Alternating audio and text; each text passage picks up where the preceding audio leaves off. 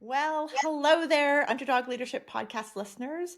Jenny here with another episode, another amazing guest. Can't wait to introduce you to Amy and a little moment of inspiration and ideas in your day. I often like to say that my goal in life is to be just a little bit better than I was yesterday. And I'm really looking forward to the conversation with Amy to help us with that. And so without further ado, please meet Amy Lynn Durham, who is the founder of, wait for it, Create Magic at Work. I mean, who doesn't want to create magic at work? Welcome, Amy. Thanks, Jenny. Thanks for having me here. It's good to be here.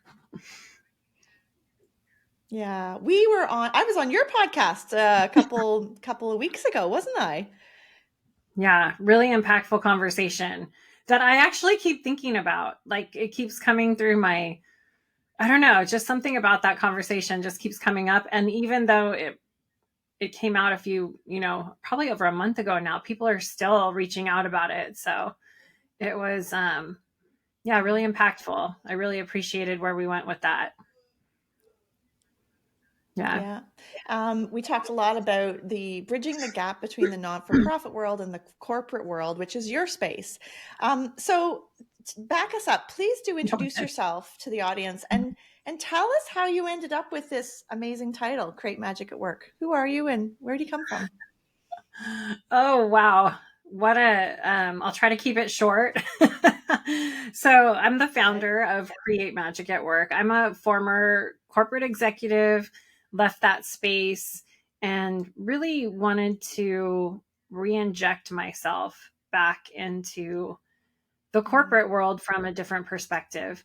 And really what I found towards the end of my corporate executive career was I was witnessing the power of human connection in the workplace in regards to how it can improve productivity and profitability and also create this win-win situation where people weren't feeling like their souls were being crushed when they went to work.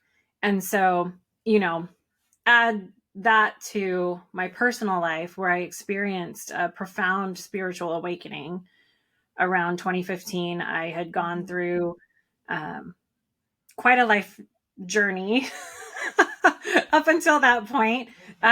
What some people might call a few dark nights of the soul.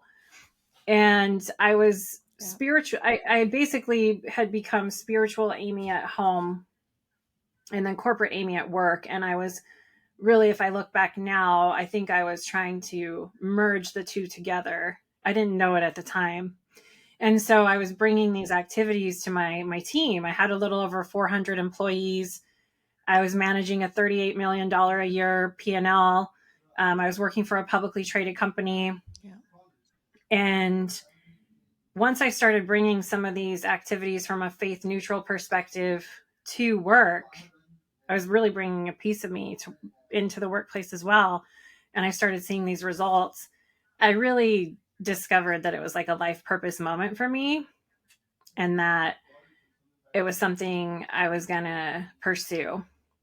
And so I planned for a year to leave my job. And more of the planning was on, yeah. But the interesting part about that is I didn't plan for myself. Like most of the time when you hear people share how they plan to leave there, and looking back, I mean, this might have been not the smartest move, right?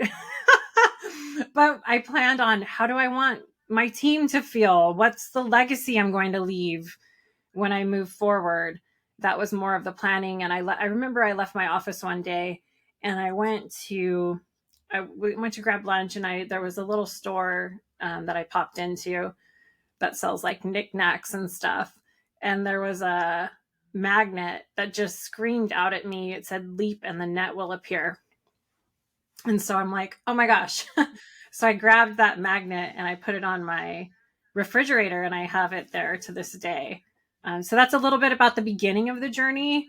It is not linear by any means. Lots of twists and turns and bumps in the road. When we go off to pursue a path like this, it's not all puppy dogs and rainbows. there's definitely lessons learned. And if I'm if I'm going to declare now that I'm a spiritual intelligence coach, universe makes darn sure that I've walked the walk. So yeah, all of that, published a book, went to UC Berkeley Executive Coaching Institute, got my executive coaching certification, discovered the beautiful framework of spiritual intelligence for leaders in the workplace. And that's one of the main practices and philosophies for Create Magic at Work. So there's so much in there. I just want to acknowledge your bravery to do things differently. I imagine with my Underdog podcast listeners that will resonate very strongly. So thank you for choosing to be you in your full presentation of that. Thank you. Thanks, Jenny. I'll receive it. Yeah, exactly. So one of the reasons I wanted you on, Amy, as I was sort of crafting season 4, I really wanted to kind of shake up the traditional paradigm of leadership. If you've read my book, Embracing Ambition, I talk about that sort of archetypical woman, masculine, Angela Merkel, Hillary Clinton sort of idiom that I don't think serves women very well, and really is to me an interpretation. It makes them electable because they have masculine energy to them. And since you're a spiritual intelligence person, I can talk here freely about masculine and feminine. And I wanted you on because I really want to touch the word spiritual. I want to actually unpack, first of all, that it's not a woo-woo word. Second of all, that it is within all of us. That idea that we are spiritual beings living a human existence as opposed to human beings living a spiritual existence. That's one of my most favorite quotes. And that we can use this energy around us, Amy, for good. That's my preamble. What I would love you to share with our listeners is, what's the difference between EQ, emotional intelligence, and SQ, spiritual intelligence? Sure. Love that question. So, with emotional intelligence, it's a concept that has been introduced into the work and corporate space probably around started around the 90s, the 1990s. And if you think of emotional intelligence, I kind of categorize it into 3 different things. It's your ability to be self-aware. Am I aware of my emotions that are coming up here? Self-awareness. The next one would be having an emotional management strategy, especially in the workplace. That's really important. Do I have a strategy here if I'm feeling triggered, or am I aware what's coming up for me? What's my strategy for that? The third piece for the emotional intelligence would be building connections. Can I build healthy connections with others in the workplace? And typically what a lot of the data shows is that people that operate with high EQ actually can go farther in their career than people that have high IQ, have a high intelligent quotient. And we've all seen that person maybe at the social party that's really, really intelligent, but they just might not be able to manage through that social situation for one reason or another. Maybe not hitting on that high EQ, space, right? In that high EQ space. Yeah. No judgment by any means. The next phase from EQ, you get to SQ, spiritual intelligence, by way of EQ, is the theory. So if you look, the way that with spiritual intelligence that they show it is a pyramid, and the bottom of the pyramid is PQ, your physical intelligence. This is from the adult development theory. The next layer is IQ. The next layer is EQ. And then the top of that pyramid is SQ. And if we compare it to the adult development theory, typically in our mid-20s is when we can start, our brain is actually developed enough to start exhibiting high levels of emotional intelligence. So we can really know what it feels like to have compassion at that point and really tap into that. Have compassion for others. And again, I'm super generalizing because we're all human and there's going to be all different things happening. So this is a definite generalization. But when we get to SQ, that's usually around our early to mid 30s. And that's where we're sitting here going, what am I doing in this job? What is my purpose? Am I even living in alignment to who I believe I am and what I want to do here on this planet before I leave? And if I'm not, how can I self-reflect to align a little bit more with that? And that's where spiritual intelligence comes in. The definition of spiritual intelligence, one of the definitions, my favorite, is the ability to make wise and compassionate decisions while maintaining inner and outer peace, even when I'm under great stress. Mm. The ability to make wise and compassionate decisions and maintain inner and outer peace, even when I'm under great stress. That's a tall order for all of us as human beings. Yeah, it sure is. And I'm so glad you repeated it twice, because I think about, like, in the not-for-profit sector where I came from, we're really talking about psychological safety a lot. And we're really kind of unpacking what that means. And I think the spiritual intelligence layer to me is, if we are making wise and compassionate decisions, by definition, we are in safe spaces. We almost have, it's a moot point, Amy. The other thing I think about a lot is, one of my catchphrases is I coach ambitious and compassionate women to lead. I think we've been sold a bill of goods that ambition is always, driven and masculine and self-centered, and that compassion is always the weaker sister or the weaker cousin. So I just love the language you're providing to us. What does it look like, spiritual intelligence in the workplace? If you were going to give me an example, you zoom in with a little drone into to an office that has a spiritually intelligent leader. What does it look like, Amy?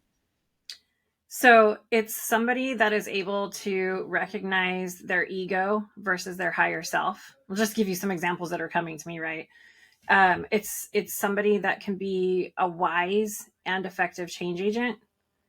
It's somebody that can seek guidance from their higher self, which is that place within you that comes from wisdom, compassion, and love.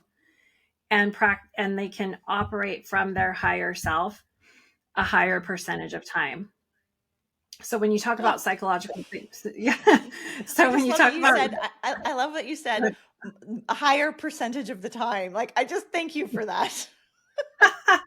well, I say that because we're all human, right? And there's no way that we're going to not have our ego with us. I mean, we're having a human experience. But if we can decipher between the ego versus higher self, and ego being that place that comes from fear, defensiveness, scarcity, protection, then, and we can seek guidance from higher self more, and then practice operating from higher self more. That's really the key. That's the daily practice and the life journey, right? And that's all I ask, is that we try to do that a little bit more. And really, the goal is, if we mess up, that we recognize, repair, recover, and radically self-forgive. That's the key. Radically self-forgive. Oh, that might have to end up in the title of this presentation or this conversation. It's so important, because if we can't have compassion for ourselves, we simply cannot offer it to others. And that was a really profound thing that I've learned on my journey. In my coaching practice, I utilize the 21 skills of spiritual intelligence. It's a framework. It's a set of 21 skills that's faith neutral for leaders in the workplace. It's broken up into 4 different quadrants that are similar to EQ. Mm-hmm. And I had a client one time that took the SQ21 assessment. And they came back a 0 on making wise and compassionate decisions. And I really understand what it's like to be in that hyperachieving corporate world where if you always want to score high on an exam, you always want to score high in these assessments. And I could tell the person was visibly uncomfortable when we met for session because Mm-hmm. they were a leader of multiple hundreds of people. The first question I asked that person was, what is their day like in their head? And how are they treating themselves? Mm-hmm. What do they say to themselves? What's their narrative? And they broke down. They were like, I'm really hard on myself, you know? So it wasn't a judgment moment. It was, how do we incorporate some more self-compassion in your day? And by default, that emanates out to others. Just, I got off on a tangent sharing that story with you, but yeah. Isn't it such a great story, right? Because we're all like, oh, and yet we don't afford that to ourselves, Amy, so often. So often.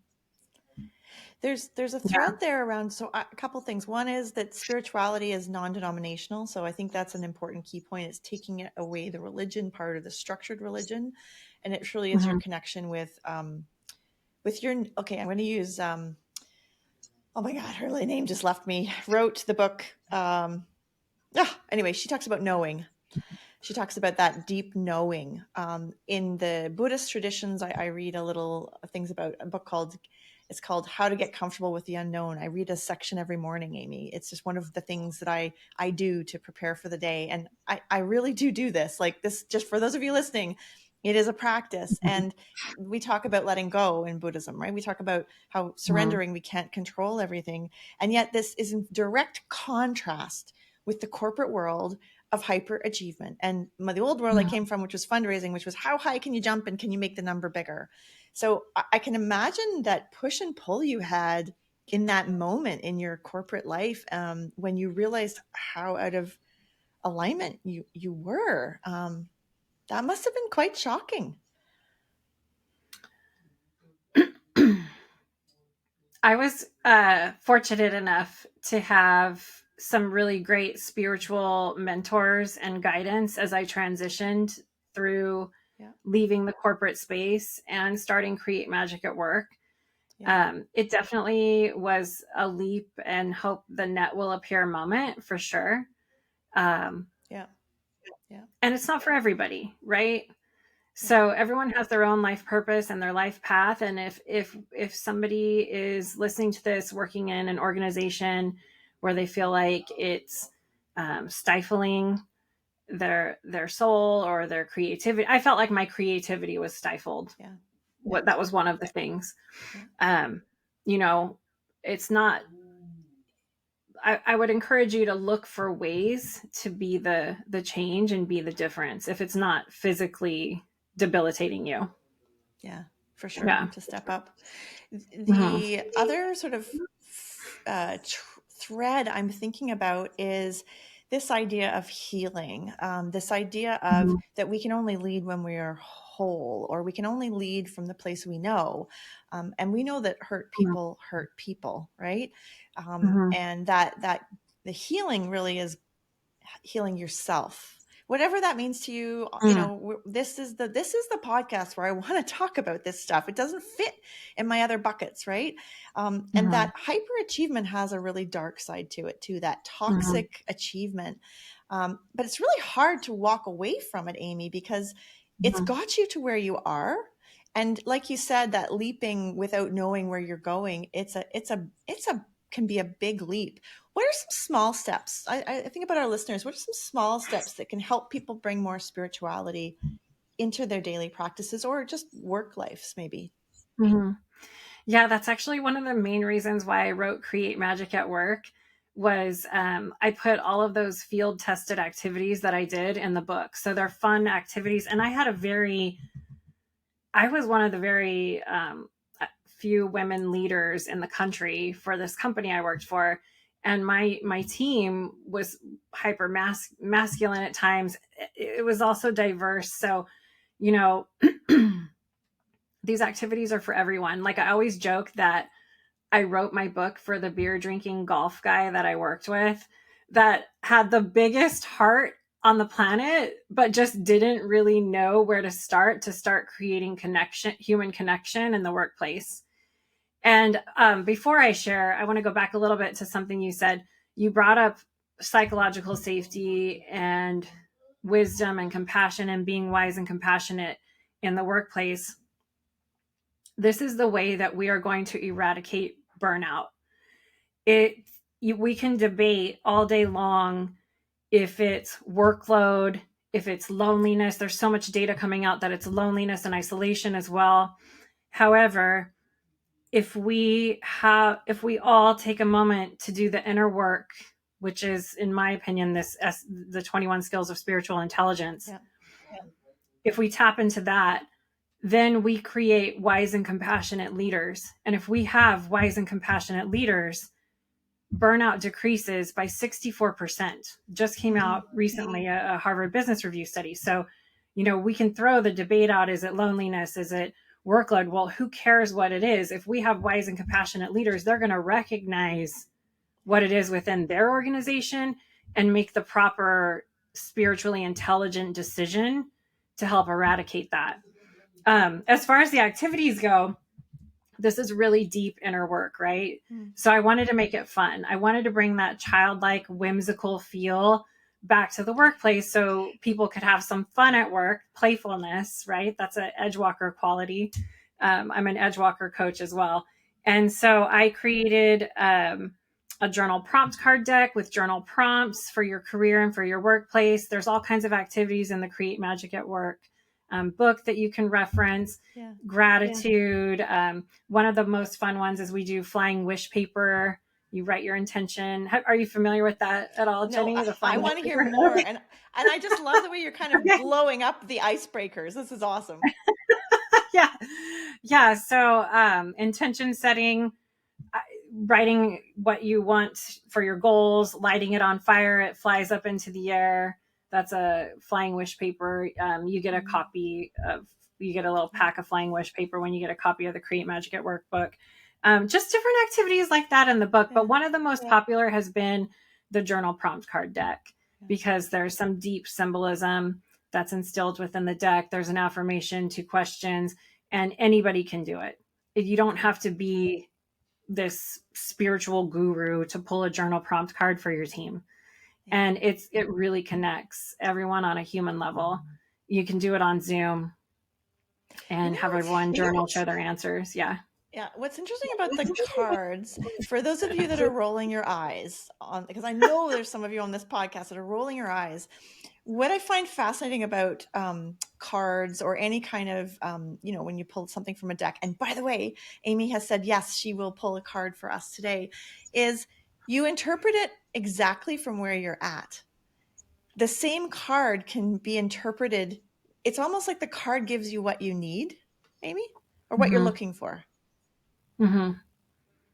Yeah. It's whatever message comes up today. It's definitely meant to be for anyone that's listening, whether they're tuning in 2 months later or hearing it for, right when the episode launches. The message is meant for you at that time.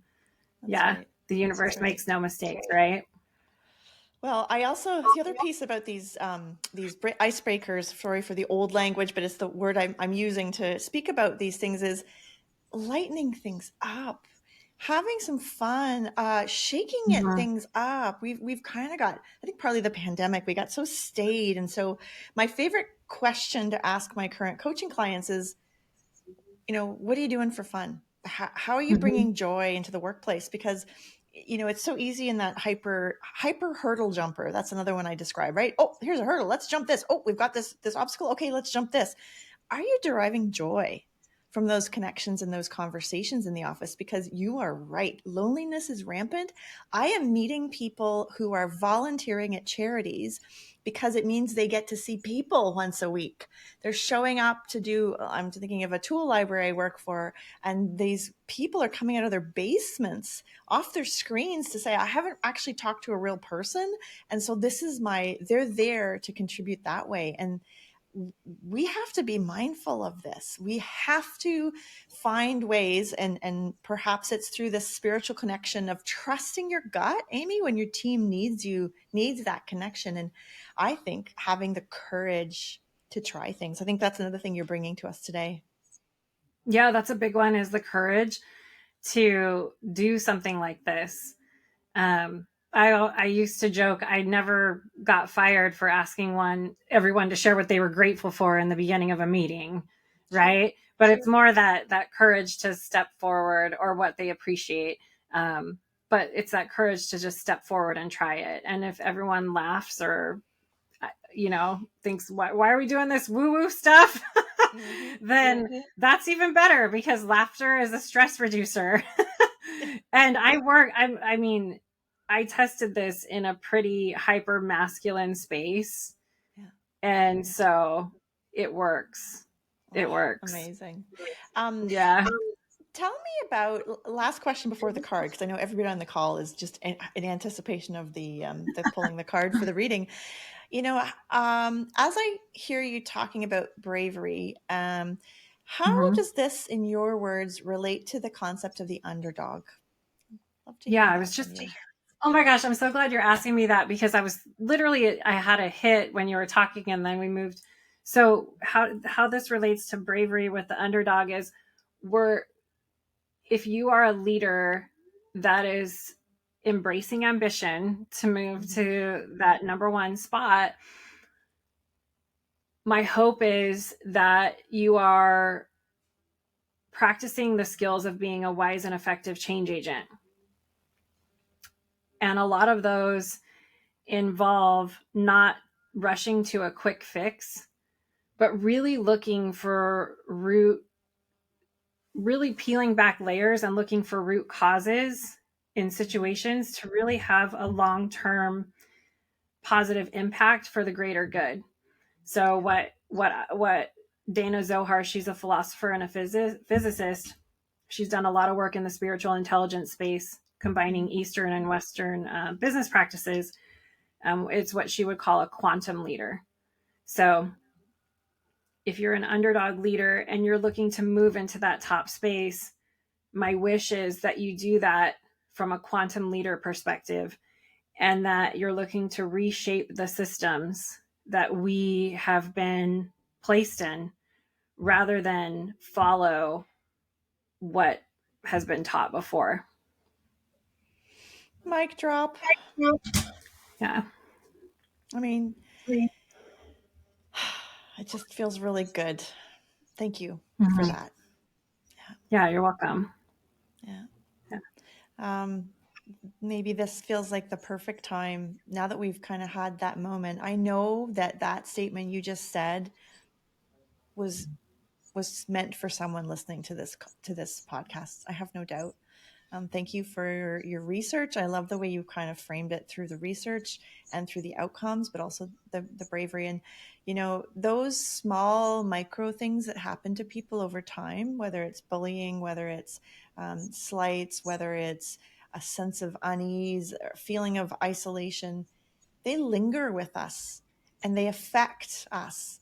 And to me, the journey is so fascinating to how people manage and overcome those, or even just maybe it's not overcome, it's incorporate them into themselves as a data point or a learning rather than a defining factor. And there's a reason my book is called Embracing Ambition. And there's a reason the podcast is called Underdog Leadership, because I think those people are perfectly positioned. They are who we need at the head of the table, Amy, to experience this quantum leadership shift. And I'm not saying blow up the systems, but definitely take a good hard look at the way we're doing things, the way we're structuring things. And is it really serving our spiritual needs? Yeah. Our deeper sense of meaning in life, impact on the greater good, our communities, the planet, humanity as a whole, all of those things. Yeah. Love it. Please pull a card. I Okay. feel so good. I'm like, All right. So I'm going to pull a card for everyone. This is from the Create Magic at Work Journal Prompt Card deck. Let's see what's the message for everyone today. Oh, so we got communication. There, the illustration is a bird flying with the little scroll. that's lovely. Yeah. The affirmation is I articulate my thoughts clearly, knowing the powerful impact they have. This is really a call for everyone to operate from a highly emotionally intelligent space and spiritually intelligent space. I articulate my thoughts clearly, knowing the powerful impact they have, knowing how powerful our words are. Do we use them to cut down or do we use them to build up? Yeah. And the wise person that can, view what's going on and be silent. That's the energy that this card is. So just some questions for everyone to think about on that note is like, how can you become a skilled observer? How can you listen with a high level of presence? And how can, I'm just riffing here, but how can we be skilled observers? How can we sit back and not even listen to understand? Because I know, Covey coined that listen to understand, don't listen to respond. But how do we take it to listen to be present for someone? Just to acknowledge that their experience is happening for them. Take it beyond listening to understand. We're creating magic at work. We're spiritual intelligence here, right?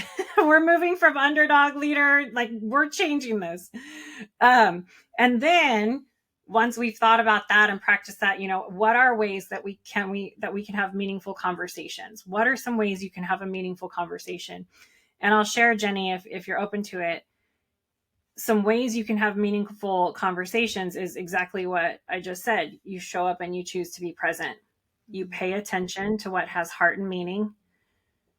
You tell the truth without blame or judgment, and you stay open to outcome, but not attached to it. Those are the 4 universal communication principles from Dr. Angeles Arian that studied cultures all over the world. And those are the 4 things that will connect any human being with each other. That last one, open to things but not attached to it. Open to outcomes but not attached to it. Oh, that one, if I could go back, Amy, and give that to my younger self. Right? Right. Being so focused on the end instead of the process, and celebrating the journey and acknowledging the milestones along the way instead of the end of something, right? So often we get hooked up on this. Yeah, this is the stuff. I mean, this is the Yep. work, right? Yeah, it is. It's the work. It's the work. Yeah. How can we be? That's the big one. That is the open to outcome and not attached to it, especially at work. How can we incorporate that in our work? Yeah. We can fall into the trap of our worth being attached to our actions as opposed to our worth being attached to our presence. Or Mm-hmm. even further is that our worth is ours. Nobody defines it except us. And so why not walk into a room with the assumption that you are already whole and worthy? Mm-hmm. Yeah, absolutely. So good. Yeah. And that's the way we approach. I mean, you're a coach, right? So that's the way we approach coaching. It's not, there's no fixing in coaching. It's really already trusting that the coachee in front of you is full and whole and sovereign, and that are in control of their choices. And then our jobs are to guide, to be a partner, to be a questioner, on their journey. It's not about the coach. It's not about fixing. It's not about, I wear a very different hat. I just feel like I need to say this as a coach than as a consultant. And those two are very different roles. And I think that spiritual piece, it's hard to explain to people, but what I would say is when you feel it, you know it.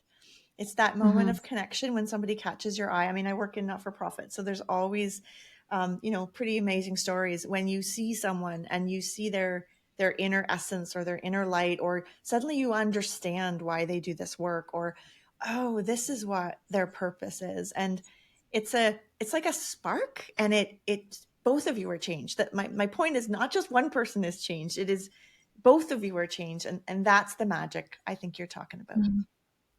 Yeah, so important. That I think you just highlighted a little bit more how to enjoy the journey, right?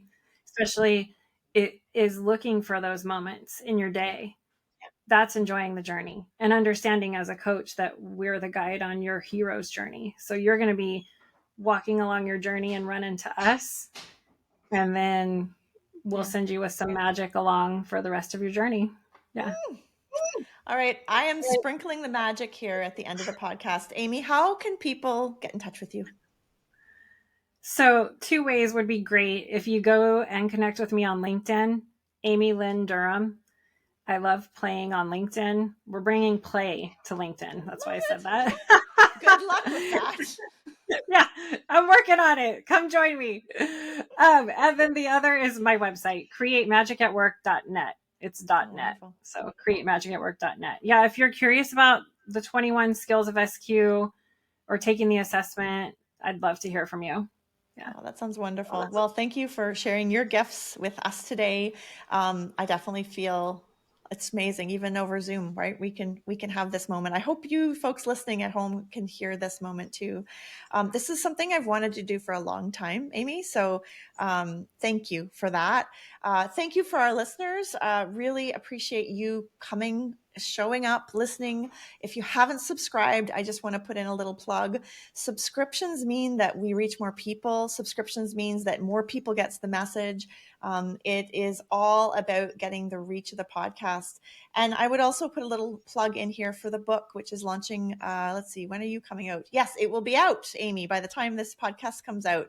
And it's all about those, my analogy with your work is not just the how-to of leadership, but how it feels to lead. And that was really the mandate I gave the 12 women CEOs that wrote about their first person journeys, about what it felt like to lead for the first time. And not just the cookie cutter, I did this, this, and this, but this is how it felt.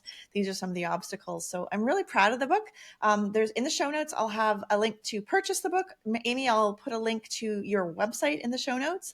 And I really look forward to, I feel like, okay, this just comes up that we're on this parallel path, you and I, that there's, that there's a reason that we were connected, and that we're working different styles, different ways, but on a parallel journey, and that there's some other future point we're supposed to connect on.